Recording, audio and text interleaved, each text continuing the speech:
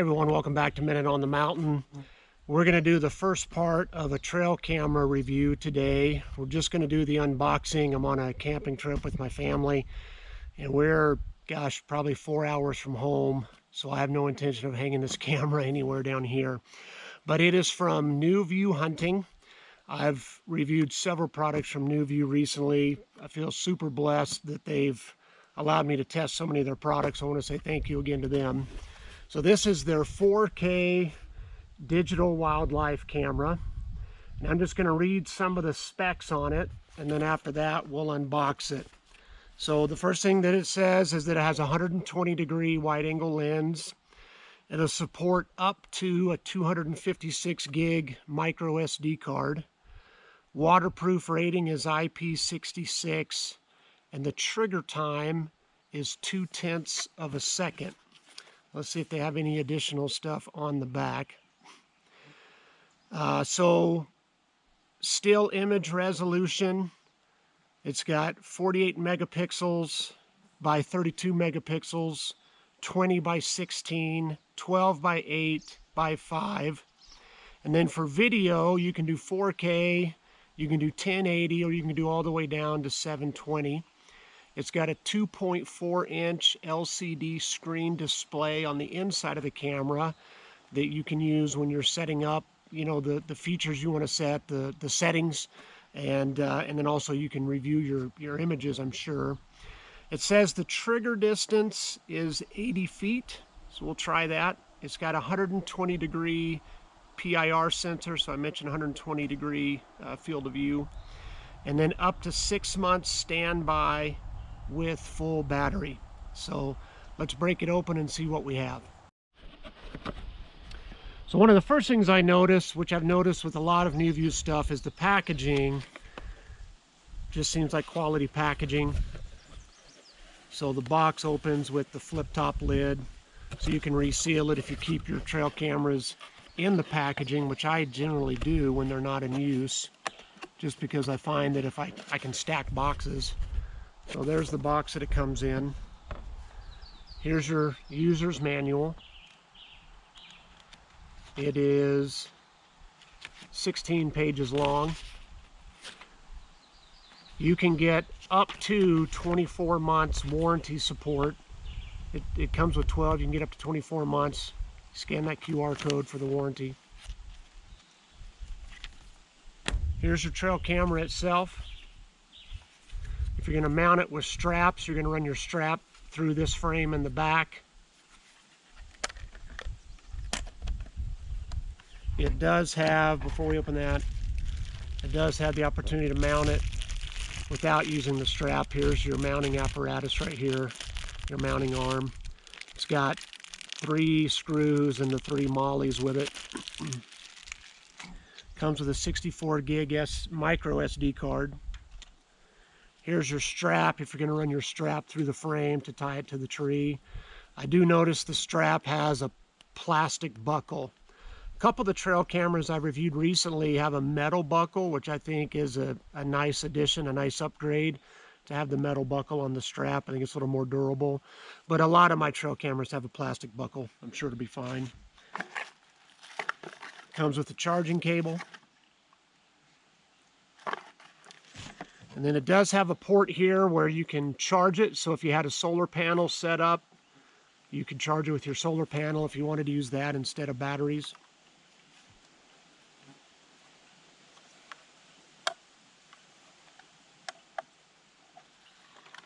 And it looks like it takes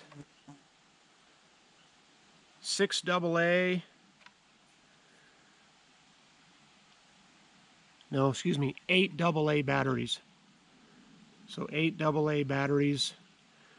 I think I saw another review on this that maybe Dave at Hunting Farmer did, where it will run with 4. But obviously I'll put all 8 in when I go to hang this. And then here's your LCD screen where you can access the menu for all your settings. Now, I'll go through all of those after I hang this and after we test it in the field. And when I give you my final thoughts, because I don't have batteries or anything, again, I just wanted to do the unboxing today, give you a brief overview of what you get with the camera, and then we'll put this out in the field. Now here's kind of the kicker. In Utah, I can only leave this up until July 31st. You can't have any trail cameras on public land after July 31st. It's already July 5th. So I'll try and get this hung sometime in the next week, let it sit for a couple of weeks, and then pull it, and we'll see what kind of images we have. Hey everyone, we are back out in the unit where I elk hunted in 2023. I did get an over-the-counter any bull tag for 2024. So we're going to hang a couple trail cameras out here to see if the elk are in this area again this year. They were last year. I didn't harvest an elk last year. I mean, if you follow my channel closely, you know that.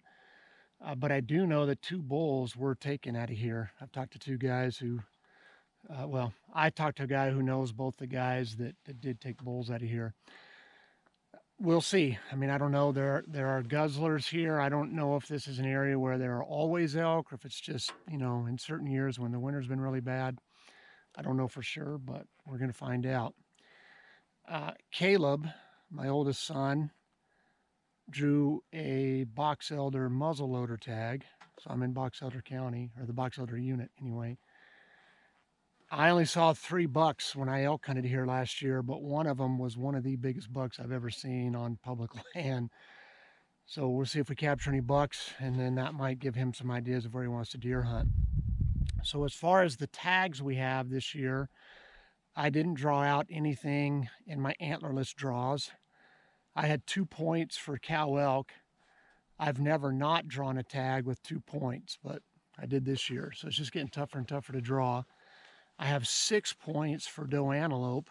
Still didn't draw it. But I did get a cash rifle deer tag. My son Andrew got a cash rifle deer tag. My daughter Jordan got a cash muzzleloader tag. And my son Caleb got a box elder muzzleloader tag. And then again, I got an over-the-counter bull tag. So we're gonna get to hunt a fair amount this year. I'm excited to spend my time in the mountains with my kids, and hopefully put some meat in the freezer for sure.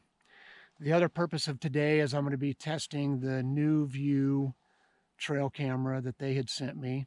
So that's one of the 2 cameras I'm going to hang out here. I've got to come back and pick up these cameras in 2 weeks, so they don't get to hang out here very long. In Utah now, you have to have all your trail cameras pulled out by July 31st, which is a bummer deal to me. I understand pulling the cellular ones before the season start so that you can't just sit at home and get an alert that there's game in the area and then come and shoot them. I kind of understand that, but sorry guys, the flies out here are brutal and I forgot to bring spray. But the non-cellular cameras, I just don't see the point in having to pull them. It's silly to me. I think it's just more control, but it is what it is. You know, I'm not going to change it. So let's get these 2 cameras hung. I might look for a couple sheds while I'm out here anyway, do a little extra hiking. We'll see. It's supposed to be 102 today. So if it gets to 102, I'm probably not going to hike much extra. But we've got some cloud cover that I think is going to keep the temps down a little bit. Thank the Lord for that. So let's get these hung and we'll go from there. All right, we've got that first trail camera hung. It's along this game trail that comes around and heads to that gusher.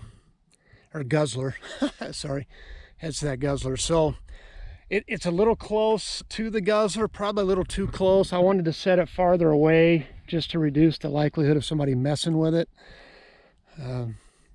I kind of checked for boot tracks. I didn't see any along here, but that doesn't mean people don't come down here. But anyway, the camera's facing primarily north. I always try to set my trail cameras facing either north or south. I find if you can avoid east and west, that's going to help eliminate a lot of your false positives with the rising and setting of the sun. This sage right here may trigger some false positives. We'll see. I mean, again, it's only going to be out here 2 weeks. But if I flip this around, this is that game trail. I mean, it's well defined. They're definitely using this to get to that guzzler. There's another one about 50 yards down the hill. Thought about putting it there, but anyway, we're gonna give this a shot. So this is the Wasoda G300. I think I've done a review video on it in the past. Really like this camera. For the price, it performs really well. and then we're going to go up higher on the mountain and set this New View hunting one. Seen a decent amount of elk sign hiking up. A little bit of deer sign. There's some deer poop right there. And just up there, some elk droppings. I'm not good enough at reading sign to tell you how old it is, other than I know it's after this winter, so it's this spring and this summer. It's hard to tell. Out here there's just not as much water anyway, so the moisture content in their poop in the desert like this is different than up in the alpine mountains. You know, you guys that hunt elk and stuff know how much their poop sticks together in the spring when they're getting a lot more water in the grasses and stuff they're eating. That doesn't really happen out here. So it's drier even when it's fresh. So I'm just not smart enough to know how old it is, but definitely there's been a fair amount of droppings up here that have been this spring and this summer. So that's encouraging. I'm almost to the point where we're going to hang our camera. We're going to curve around this little saddle here and hang it over there on that north-facing slope where they've got a little more shade. All right, we've got it hung. One of the things I like about this is it's got 3 different points that you can run your strap through versus just one in the center.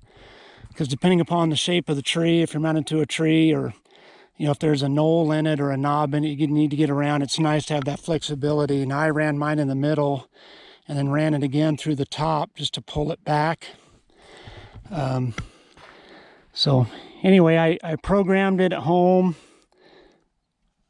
Here's your on and off switch. Sorry, it's bright out here, guys, and I can't see. So there's our on. I set it for video mode, 7-second videos, 10-second lag time in between videos. I put the sensitivity for the IR sensors on medium.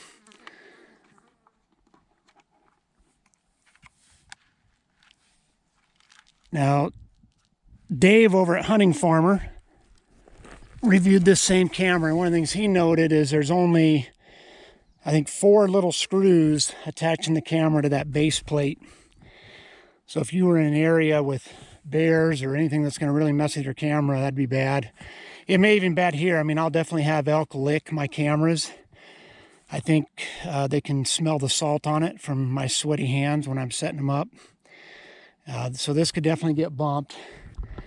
It's pointed mostly north, and it's in an elevated position, so even though it's pointing down, there's a game trail down the hill right here that I'm hoping to catch movement on. So we're gonna come back here in 2 weeks, see what we see. Good morning, everybody. It's been 1 day over 2 weeks. So 15 days since I hung these trail cameras out here, and I'm on the 35 miles of dirt road you have to take from the highway to get out here to where they're posted. It rained all night last night, which is nice. It's keeping the dust down on this road, but it didn't rain so much that I don't think the road's going to be a mess, so that's good. I've already seen a couple deer this morning, a little spike buck. Just flushed a big old covey of chuckers driving along the road. I have not seen any antelope yet, but maybe we'll see some antelope on the drive out. So we're going to go pull these cameras. Hopefully we've got some elk on them, and then allow me to do the kind of final review video on this trail camera from New View Hunting. So thanks so much for joining us this morning. We'll get up here and get parked and pull these cameras and see what we got on them. Well, whether there's elk on the camera or not, this is an elk track from today. You can tell it's after there was some of the rain on the trail. So at least, maybe yesterday, but it's not any older than that. I would guess it's from this morning.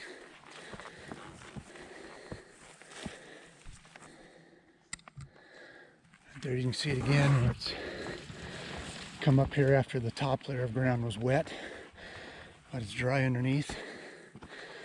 That's pretty fresh. Well, good news, the SD card's still in here, And good news, we have elk on the trail camera.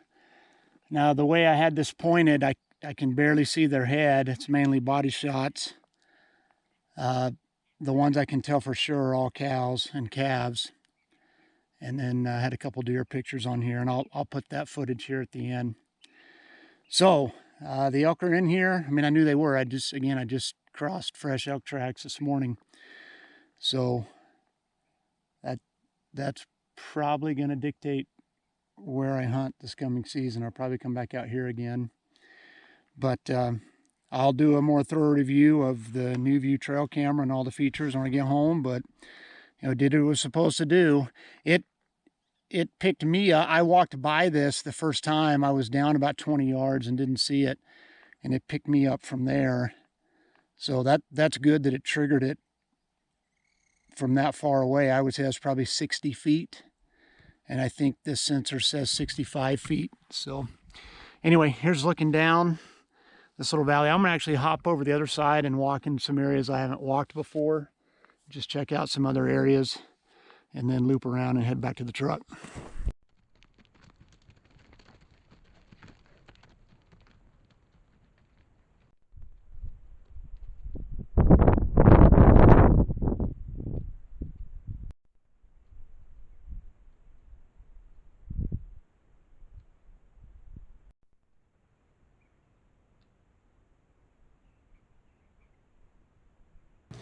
Here's the camera itself. You can run your straps through 3 different options, which I appreciate, depending upon the tree you're attaching to, things like that. It's got a 2.4-inch LCD screen, very easy to navigate. So right now I have it in the sensor mode, like how sensitive your sensors are. I ran it on middle.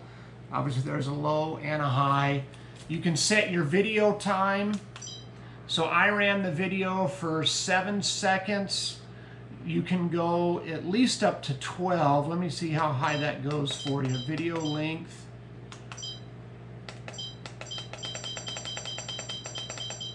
I'm at 30 seconds, 40 seconds.